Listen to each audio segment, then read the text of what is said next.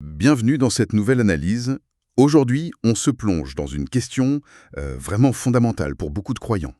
Comment est-ce qu'on reçoit le Saint-Esprit? C'est une question qui a l'air simple, mais alors, les réponses, elles sont incroyablement diverses. Ah oui, et les sources qu'on a là, sur la table, proposent une réponse, disons, particulièrement radicale. On a un sermon très très direct, basé sur un passage du livre des Actes. Et pour appuyer tout ça, on a aussi une note de synthèse qui vient vraiment marteler, systématiser la doctrine de ce sermon. Voilà, donc notre objectif, ça va être de décortiquer cet argument. Parce qu'il ne se contente pas de proposer une voie, il cherche carrément à démolir la plupart des autres. Hmm. L'idée centrale, en fait, c'est que le Saint-Esprit est un don. Et ce don ne peut s'obtenir ni par les efforts, ni par l'argent, bien sûr, mais pas non plus par des rituels. Même des rituels très ancrés dans la tradition, comme l'imposition des mains. Exactement. Selon ces textes, il n'y aurait plus une seule porte d'entrée. La foi en une doctrine très, très spécifique, qu'ils appellent l'évangile de l'eau et de l'esprit. Et pour construire une thèse aussi tranchée, il faut une base solide. Et pour l'auteur, cette base, c'est un récit biblique assez connu. Oui. C'est l'histoire de Simon le magicien, dans le chapitre 8 des Actes des Apôtres. C'est l'histoire d'un homme qui, en gros, a voulu acheter un pouvoir divin. Et la réaction de l'apôtre Pierre a été, pour le moins, explosive. C'est ça. Et c'est cette réaction qui va servir de fondement à toute la critique qui va suivre. C'est vraiment le point de départ, oui. Sans comprendre la gravité de l'erreur de Simon, telle qu'elle est interprétée ici, on passe à côté de tout le reste. Alors, pour que ce soit bien clair pour tout le monde, revenons sur cette histoire. Le décor, c'est la Samarie. Les apôtres Pierre et Jean arrivent, il y a une communauté de nouveaux croyants. Tout frais, oui. Voilà. Et là, les sources nous disent qu'ils prient pour eux, ils leur imposent les mains et ces croyants reçoivent le Saint-Esprit. Et au milieu de tout ça, il y a ce fameux Simon, un magicien local, très influent, qui regarde la scène, fasciné. Il est complètement bluffé. Et c'est là que tout bascule. Simon voit ce transfert de puissance et il sort son argent. Il s'approche des apôtres et il leur dit cette phrase incroyable « Accordez-moi aussi ce pouvoir ». C'est fou, hein. Il ne demande même pas à le recevoir pour lui, il veut acheter la capacité de le transmettre. C'est ça, il veut la franchise, le C'est- modèle économique. C'est exactement ça, il veut le pouvoir de le transmettre lui-même. Et là, la réaction de Pierre est indigne d'une violence qu'on voit rarement dans le Nouveau Testament. C'est une condamnation sans appel, immédiate. Que ton argent périsse avec toi. Voilà. Puisque tu as cru que le don de Dieu s'acquiert à prix d'argent. Mais le sermon ne s'arrête pas là. Et c'est ça qui est intéressant. Pour l'auteur, Simon, ce n'est pas juste une anecdote. Non, il devient un symbole. Il devient une allégorie, le prototype de tous ceux qui, aujourd'hui encore, essaieraient d'obtenir le Saint-Esprit par des moyens humains.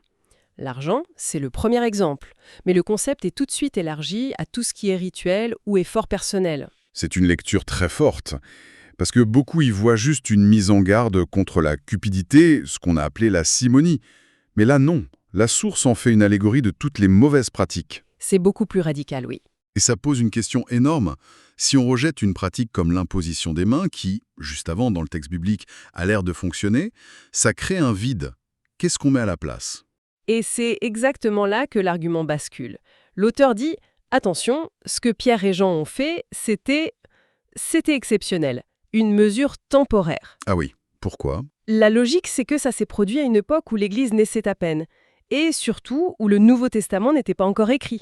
D'accord, donc il fallait des preuves visibles. Exactement, il fallait des signes spectaculaires pour authentifier le message. Mais une fois la Bible complétée, ces démonstrations de puissance ne seraient plus nécessaires. La méthode aurait changé. La méthode aurait changé.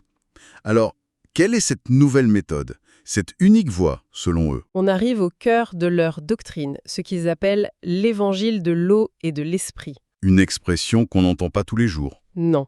Et l'auteur insiste là-dessus. Pour lui, si on ne la connaît pas, c'est que cette vérité a été perdue. Et cette doctrine, elle est très très précise. Elle dit que le pardon des péchés ne vient pas seulement de la foi en la mort de Jésus. Ah non, Non, il vient de la foi en deux événements.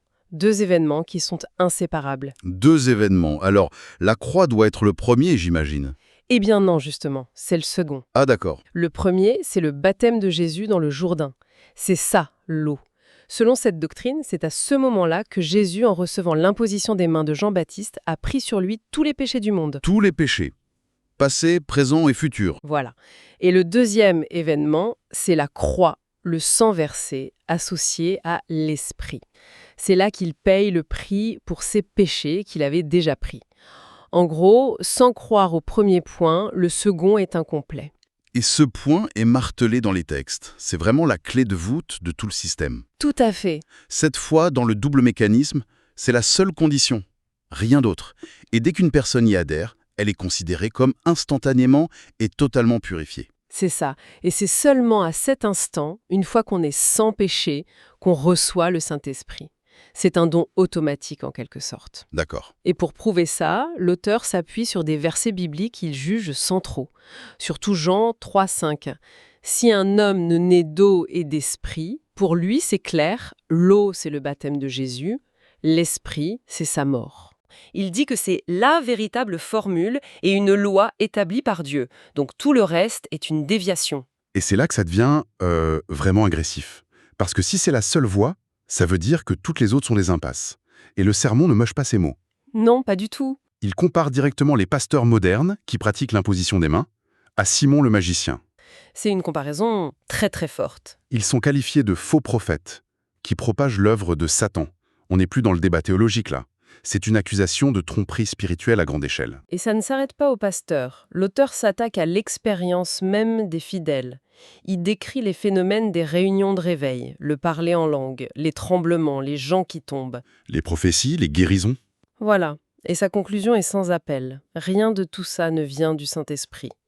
Ce seraient des manifestations d'esprit mauvais, déguisées pour tromper les gens. C'est une affirmation d'une violence incroyable. Pour des millions de personnes, ces expériences sont le cœur de leur foi. C'est la preuve que Dieu agit. Bien sûr. Et là, on leur dit, non, en fait, c'est l'œuvre de démons. C'est une négation totale de leur vécu spirituel le plus profond. Comment il peut justifier une accusation pareille ? Par une logique qui, de son point de vue, est implacable. C'est un raisonnement en 3 temps. Primo, le Saint-Esprit est saint. Logique. Secondo, un esprit saint ne peut pas vivre dans un cœur où il y a encore du péché. Tertio, et c'est le point clé, puisque presque personne n'a cru à son évangile de l'eau et de l'esprit, presque tout le monde a encore le péché en soi. Ah, d'accord. Donc, la conclusion s'impose. Par élimination, oui. Si ces gens qui ont encore du péché vivent des expériences spirituelles fortes, reçoivent des esprits, ça ne peut pas être le Saint-Esprit. Donc c'est forcément autre chose. Voilà. Et dans ce système binaire, l'autre chose, c'est un esprit mauvais.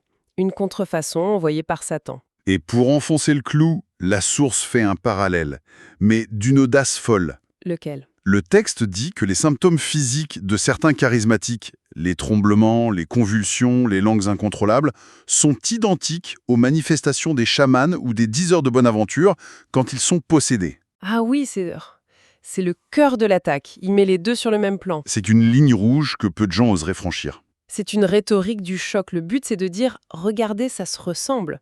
Pourquoi l'origine serait-elle différente ? C'est un argument par analogie, très puissant émotionnellement.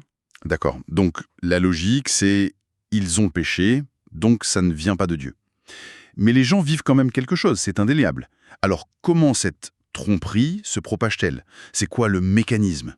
Le sermon identifie un vecteur principal.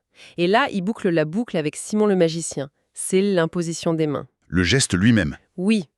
Pour l'auteur, ce n'est pas un symbole. C'est un vrai conduit spirituel, un moyen de transfert.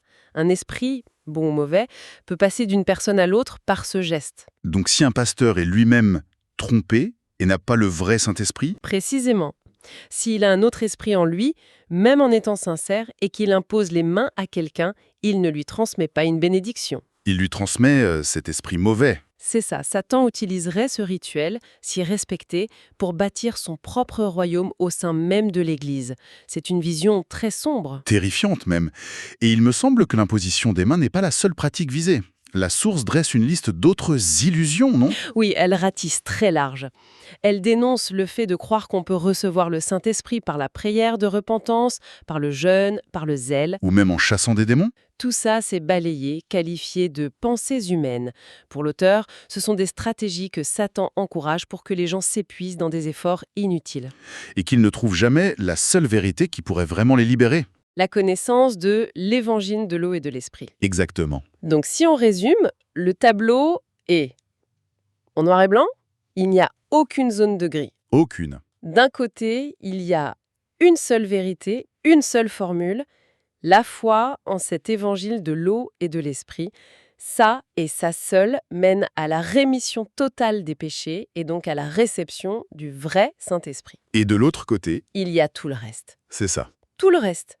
C'est-à-dire toutes les autres expériences spirituelles, surtout les plus spectaculaires et émotionnelles, sont vues comme des contrefaçons démoniaques. Il n'y a pas de troisième voie. C'est soit la bonne doctrine, soit l'émotion trompeuse. C'est exactement ça. Et les sources terminent en opposant très clairement les deux types d'œuvres spirituelles. Ah oui, c'est vrai. D'un côté, l'œuvre du Saint-Esprit.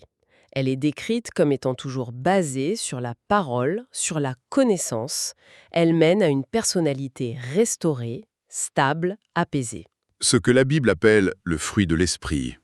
La paix, la patience. Voilà. Et à l'opposé, il y a l'œuvre des esprits mauvais.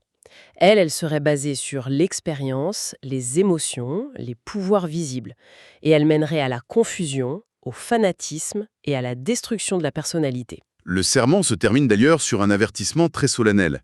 Il affirme que le mystère de l'iniquité couvre déjà le monde et que des foules de croyants sont piégés, pensant servir Dieu alors qu'ils seraient manipulés. C'est une conclusion très grave. Et ça nous laisse avec une question pour la réflexion. L'argument de ces textes, c'est qu'il existe une clé doctrinale unique, une seule formule, qui ouvre la seule vraie porte. Alors la question qu'on peut se poser, c'est si la frontière entre le divin et sa contrefaçon était réellement aussi nette, aussi définie par l'adhésion à une seule doctrine, comment est-ce que ça transformerait notre regard sur l'immense diversité des expressions de la foi et de la spiritualité qu'on voit partout dans le monde ?